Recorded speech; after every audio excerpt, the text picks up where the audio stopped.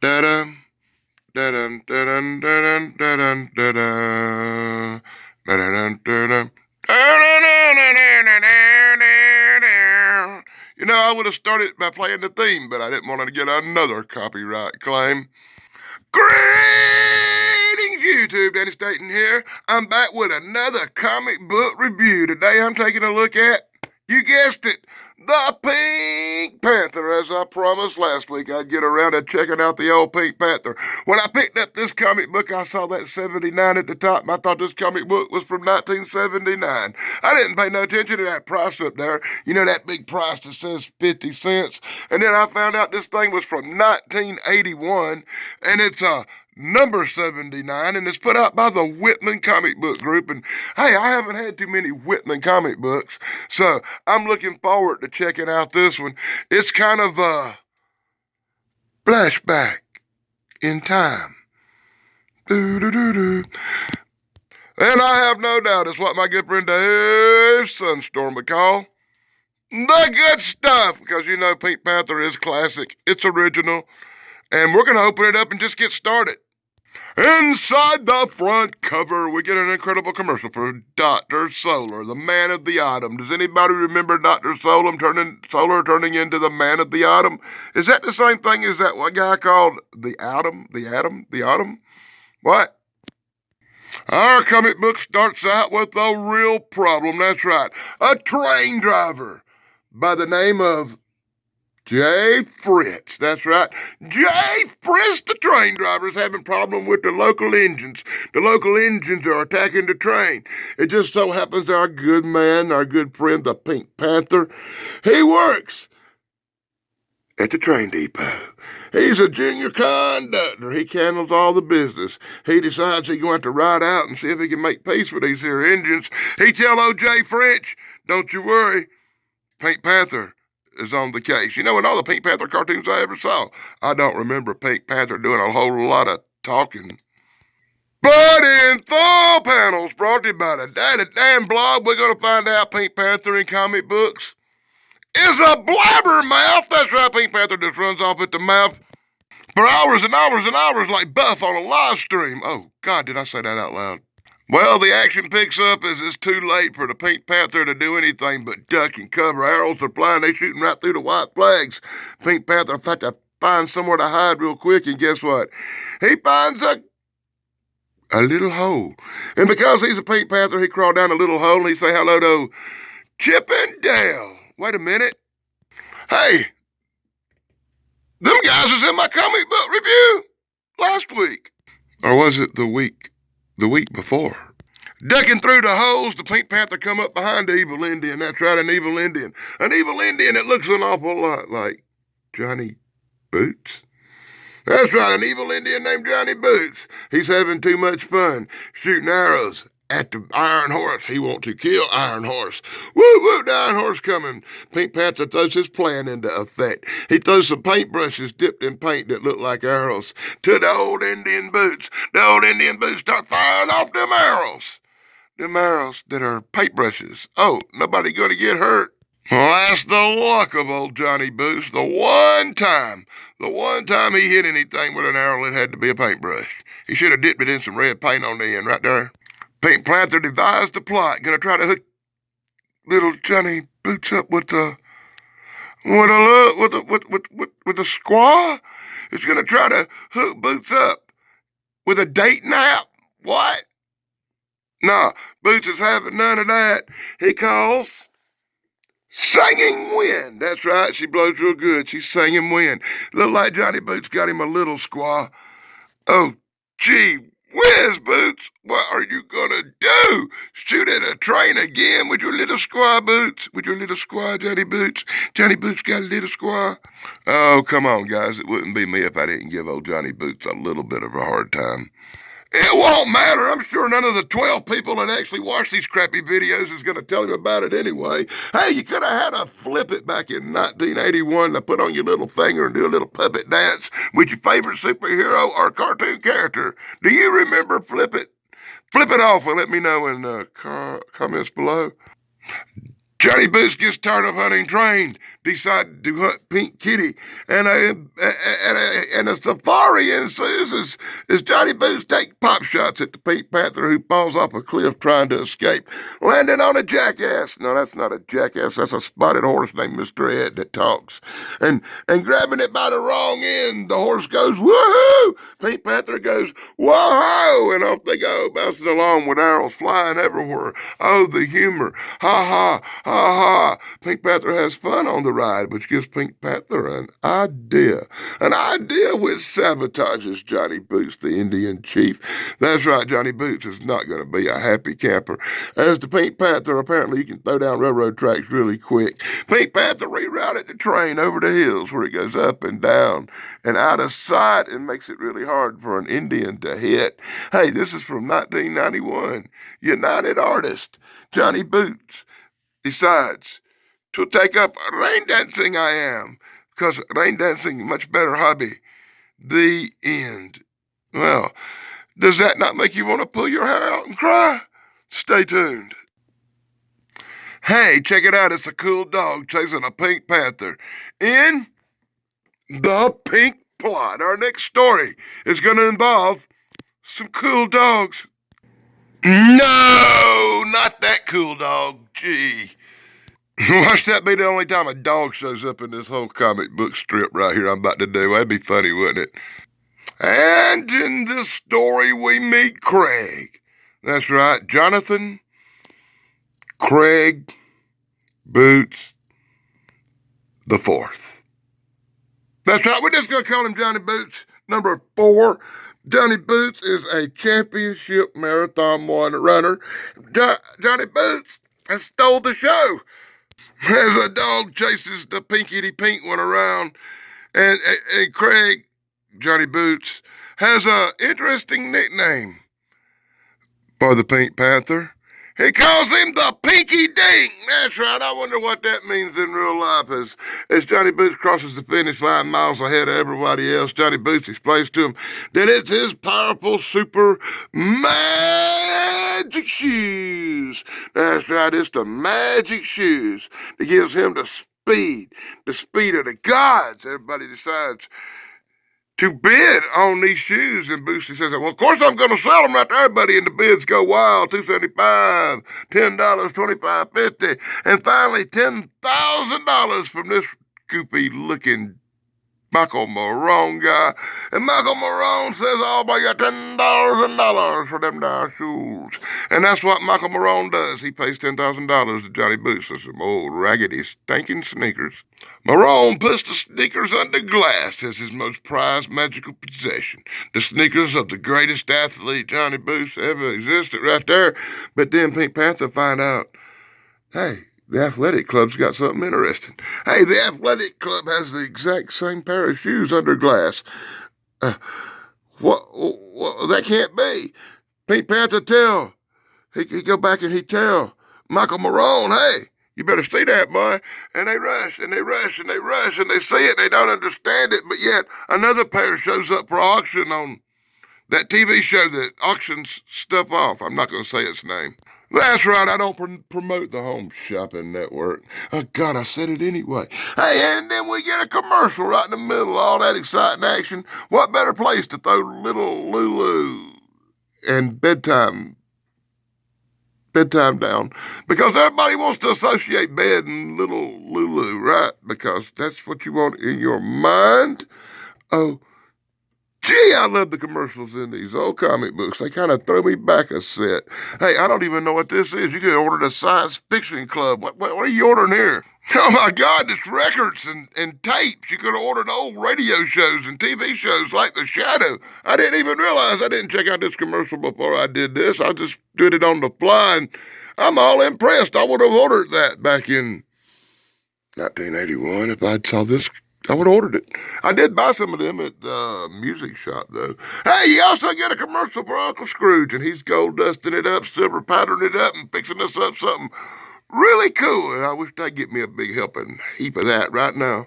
And there's a scam on. Pink Panther's on the trail. He's trying to track down the guy going around selling magic shoes to everybody. The guy who says they're real, but they're not. It don't take Pink Panther long, and he puts the track down on the Karbashi criminal who was using all kinds of different disguises to float around. But we all knew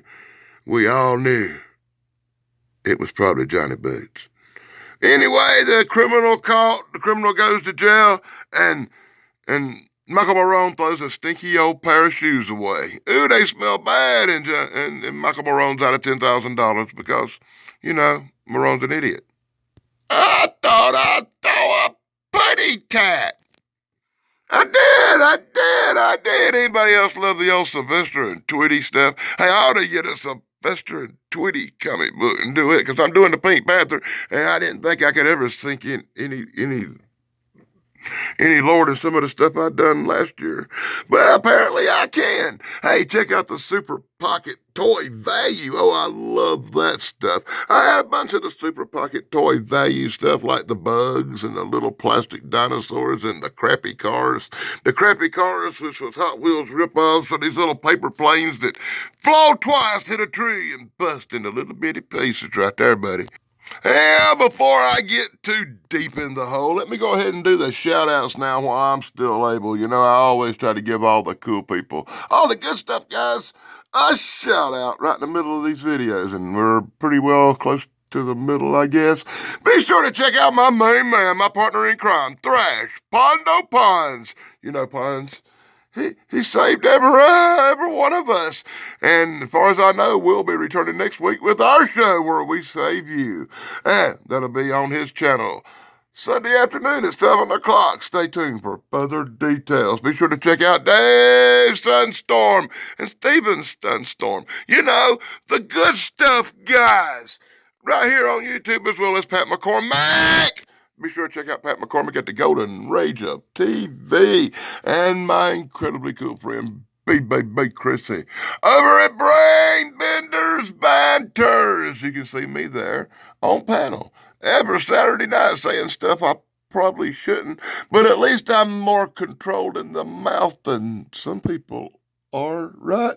And be sure to check out my friend Corey at Corey's Comedy Channel. He was supposed to do a show Sunday night. He bailed on us. We missed him. Hey, Corey, you still get a shout-out even though you were a no-show. Yeah, I'm calling you out for no-showing us on Sunday night. I stayed up late just to see Corey, and he no-showed, as well as the rest of the crew. My flock is everywhere, Sarah. Hey, we love that girl. Be sure to check her out. You can see me on her channel on Thursday nights panels. Be sure to check out BK on the Air, Big Guys 45's The Nostalgic Pod Blast Chance. Thanks for being the great guy you are, Chance. You are very much loved in the good stuff community. Retro Nerd Girl, we love you too. AAP. Homestead AAP for life. We miss them. The Unapologetic Geek. Hey, if you want to check out something cool, check out the Unapologetic Geek's book, Paradox. It's a time travel thing. It's kind of like this flashback to Pink Panther we're doing today. Be sure to check out the Life and Sad Endings channel, and a special shout out to Gypsy Road. Be sure to check out the Dr. Wu channel or the Gypsy Road channel or the Paranormal Highway channel or whatever he's calling it. It's out there tomorrow night at 6 o'clock Eastern. It's the return of Gypsy Road. Now in full panels, brought to you by the Daddy Dan blog. I love the old look comic books from 1981. I love the art in this Pink Panther comic book. It's so drawn well, but it's Pink Panther. How hard is it to do art for Pink Panther, right? But it don't glossy and it don't shine, and it looks like an old comic book. It's bringing back a nostalgic feeling of the good stuff, though, Daddy Dan right here.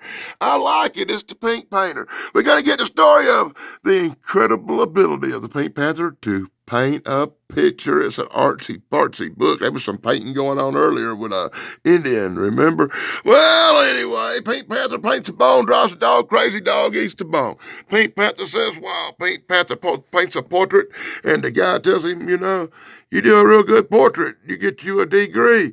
You should stick to painting fruit, you pink freak. Oh, wow, did he call him a pink freak? Yeah, that's right, Museum of Art.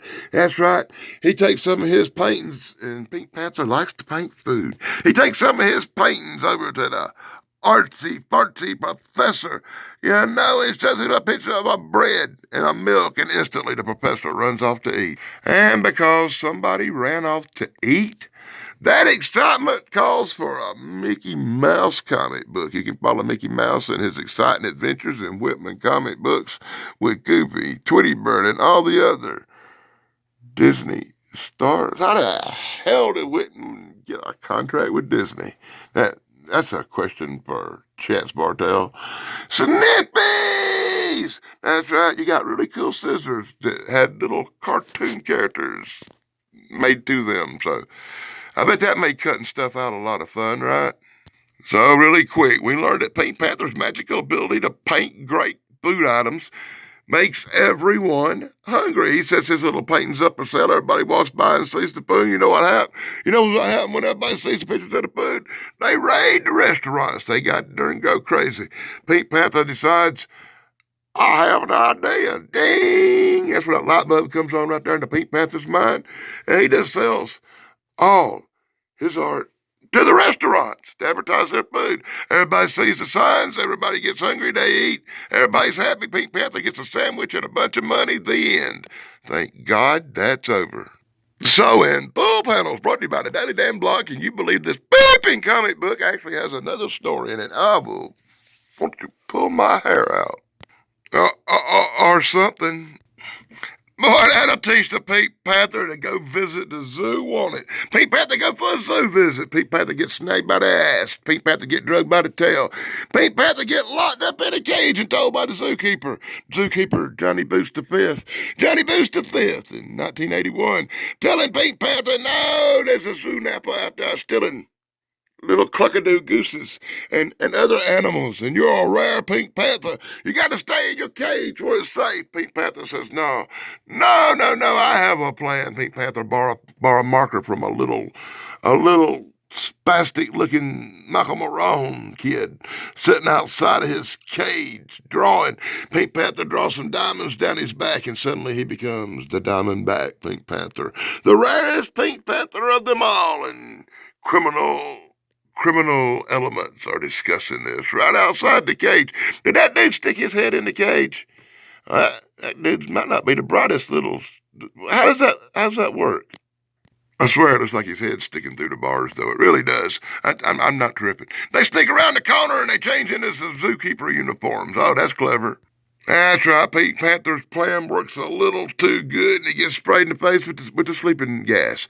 Pink Panther goes down. Pink Panther's down for the count. He wakes up.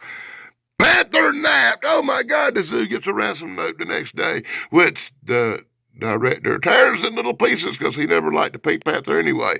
I find that to be absolutely hilarious. They can keep the Pink Panther. The criminals are really upset. When they find out the Pink Panther's worthless, they decide to make a wish and each of them grab a leg. But that don't work because Pink Panther's made of rubber flubber. He's made of orange goo that stretches. And the criminals get more and more disappointed as they're saying, hey, the only way we'll give you any money is if you keep the pink freak. I'm not playing that music and get a copyright. I swear I want to, but I'm not going to do it. Hey, that's a good place for a Pink Panther commercial. Let's advertise myself stealing food from Johnny Boots right here in the middle of your comic book. And then we get one little quick-ass ad for Woody Woodpecker and his two little nieces and nephews playing. Oh, good gravy.